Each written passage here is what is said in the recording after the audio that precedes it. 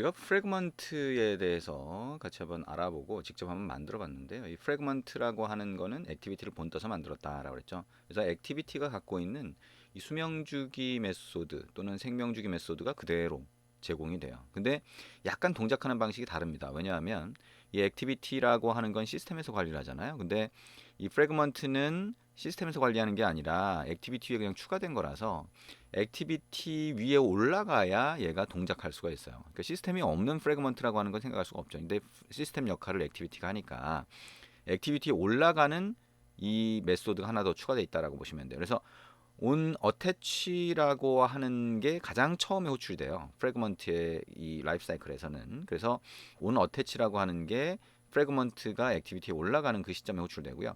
내려오는 시점에는 온 디태치가 호출됩니다. 그래서 그 이후에 온 크리에이트, 온 디스트로이 이런 것들이 막 생기는 거죠. 온 크리에이트, 온 디스트로이 서로 매칭되는 거고요. 온 리즘, 온 퍼즈 매칭되는 건 다 아시죠. 그 다음에 온 스타트, 온 스탑 매칭되는 겁니다. 그 사이에 요 중간에 온 크리에이트 뷰라고 하는 게 있는 거예요. 그래서 우리가 이제 온 크리에이트라고 하는 거 안에서 우리가 필요한 작업이 진행되는 게 아니라 온 크리에이트 뷰라고 하는 거 안에서 인플레이션 작업이 진행됩니다.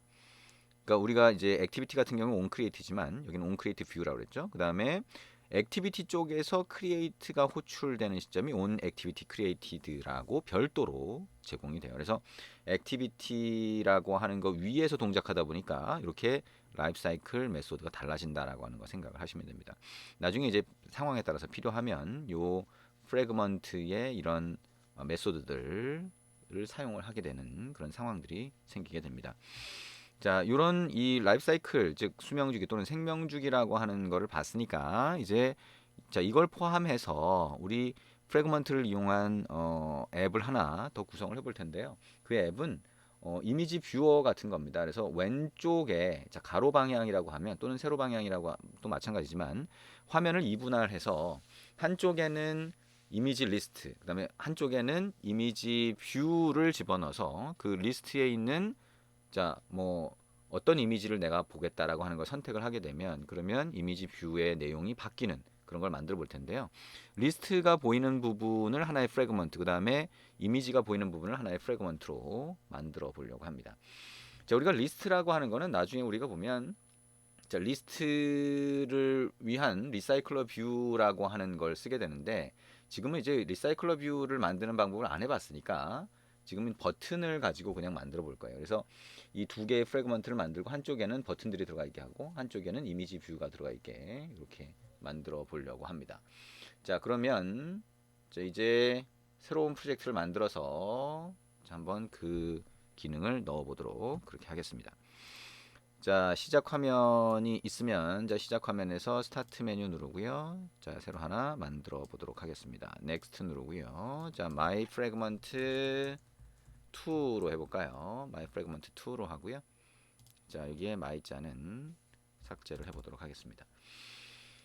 자, 이렇게 만들고 피니쉬를 하시면 되겠죠? 자, 우리가 그 이미지를 미리 한 3개 정도를 넣어 두시면 됩니다. RES 밑에 드로어블 밑에 이미지를 넣을 수가 있죠. 여기다 넣으시면 되고요.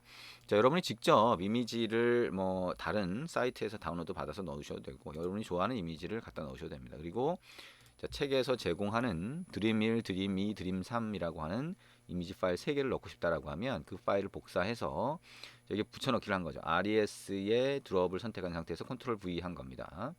요 선택하고 드롭이 실제로는 그 파일 탐색기에서 보면 2개가 있어요. 자, 이 중에 드롭을 선택하고 OK 눌러주시면 됩니다. 그 다음에 OK 눌러주시면 이렇게 3개가 들어가죠. 자, 첫 번째 거 보면 이렇게 보이고요. 두 번째 거 보면 이렇게 보이고 세 번째 거 보면 이렇게 보입니다. 자, 다른 이미지라도 전혀 상관없어요. 그죠? 그래서 어떤 이미지든 한 3가지 정도만 이렇게 넣고 그 다음에 화면에 한번 보여주자 라고 하는 겁니다. 그러면 이제 자, 프래그먼트를 위한 자, 우리 레이아웃 같은 거 이렇게 만들어 보면 되겠죠. 그래서 자, 프래그먼트 자, 레이아웃 먼저 하나 생성을 해보겠습니다. 자, 우리가 new를 이용해서 new 프래그먼트로 만들 수도 있죠. 근데 직접 하나씩 추가를 해볼게요. 첫 번째 프래그먼트를 위한 레이아웃은 RES 레이아웃 밑에 넣어보도록 하겠습니다. 오른쪽 마우스 버튼 눌러서 new라고 하고요. 레이아웃 리소스 파일 이렇게 해봅니다. 자, 그 다음에 자, 여기다가 프래그먼트 list.xml 이렇게 한번 넣어보죠. 자, 리스트라고 하는 게 이제 버튼 3개가 들어가 있는 이미지 선택할 수 있는 걸 얘기하는 거고요. 오케이 눌러봅니다. 자, 그러면 이렇게 보이겠죠? 자, 왼쪽을 좀 줄여보면 이렇게 보일 거고요.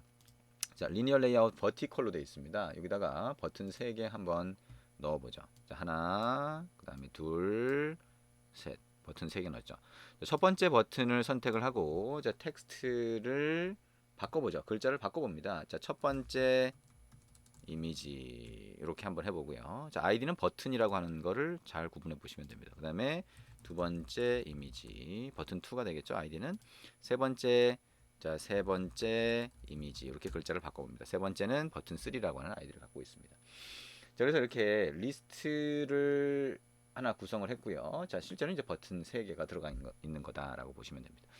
자, 이 왼쪽에 프로젝트 창으로 다시 가서 이 리스트 프래그먼트라고 하는 걸 위한 자바 소스 코드 하나 만들어 보죠. 패키지 선택하고 오른쪽 마우스 버튼 눌러서 new java class라고 하시면 됩니다. name이라고 하는 데다가 자, 리스트 프래그먼트라고 넣고요. 자, 여기에 슈퍼 클래스라고 있죠. 자, 슈퍼 클래스를 프래그먼트라고 찾아봅니다. 그러면 안드로이드 x.fragment 앱이 있죠. 자, 요거를 선택을 해봅니다. 자, 이렇게 넣고요. 그 다음에 OK 눌러봅니다. 자, 그럼 extends fragment라고 해서 자, 이렇게 fragment라고 하는 게 fragment라고 하는 거를 상속한 list fragment라고 하는 클래스가 하나 만들어진 거죠. 자, 그러면 여기에 우리가 이제 코드를 한번 입력을 해볼 텐데요. 이 코드에서 우리가 사실 처음부터 제일 중요하게 생각했던 게 하나 있었죠. 그게 onCreateView라고 하는 거였습니다. 자, 여기 오른쪽 마우스 버튼 눌러서 자, generate override method라고 하고요. on으로 시작하는 것 중에 하나를 찾아봅니다. 자, 여기 보면 onCreateView라고 있죠. 그 다음에 또 하나는 우리 onAttach라고 하는 게 이 프래그먼트가 액티비티에 올라가는 시점에 호출되는데 그게 자, 라이프 사이클에서 제일 첫 번째 중요한 거라고 했죠. 첫 번째 호출되는 거니까 자, 이 onAttach가 호출되기 전까지는 액트 프래그먼트로 동작하는 게 아니라고 그랬어요. 근데 이 onAttach도 우리가 같이 한번 사용을 해볼 겁니다. onAttach 뭐 필요하면 onDetach까지 써야 되는데 자, 일단 요 두 개만 사용을 해보겠습니다. 자, OK를 눌러보죠. 그러면 onCreateView라고 하는 게 이렇게 만들어지네요. 그러면 우리 했던 것처럼 자, onCreateView super라고 되어 있는데요. 자, 요거를 삭제를 하고요. 여기다가 자, view group이라고 하고요. root view라고 했죠. 그리고 요거를 view group으로 형변환 캐스팅을 하고요. 자, 여기 파라미터로 전달된 inflator라고 하는 걸 이용해서 inflate라고 하는 함수를 호출합니다. 메소드를 호출하죠. r.layout. 우리가 조금 전에 만든 fragment list.xml을 가리키고요. 그거를 컨테이너에다 붙여주겠다. 자, 지금 당장 붙이는 게 아니니까 false라고 자, 플래그를 넣어줍니다. 마지막에 return root view를 해주시면 되겠죠. 자, 이렇게 하면 자, fragment list.xml이 이 자바 소스 파일, 이 소스 파일과 같이 연결된다라고 하는 걸 알 수가 있고요.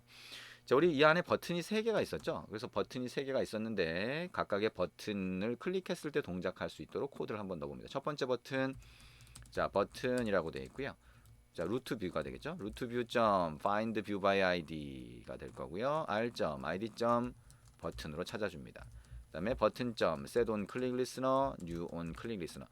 이거 지금 여러 번 해봤으니까 이제 어느 정도 손에 이거 갈 겁니다. 똑같이 버튼 2에 대한 거 한번 넣어 보시면 되고요. r.id.